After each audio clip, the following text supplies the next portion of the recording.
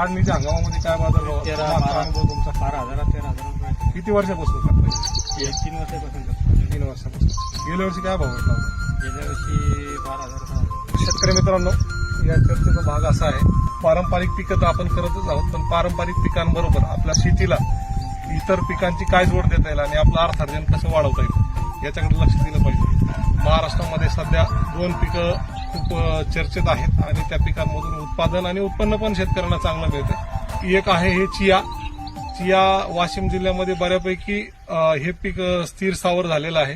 त्याच्यानंतर अकोला जिल्ह्याच्या बागापूर, पातूर या तालुक्यांमध्ये सुद्धा बऱ्यापैकी चियाचं पीक स्थिर झालेलं आहे. आणि दुसरं जे पीक आहे ते राजमा पीक सातारा, पुणे आणि बीड जिल्हा या 3 जिल्ह्यामध्ये, त्याबरोबरच लातूर, उस्मानाबाद आणि परभणी या जिल्ह्यांमध्ये सुद्धा राजम्याचं पीक वाढत आहे.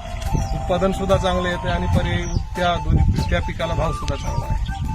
तर आपण शेती करत असताना पूर्णपणे याच पिकावर अवलंबून न राहता एक जोड पीक म्हणून आणि आपल्या शेतीतली रिस्क कमी करण्यासाठी अशा पिकांचा आपण पर्यायी जो अवलंब आहे तो करायला हरकत नाही, असं माझंही मत आहे.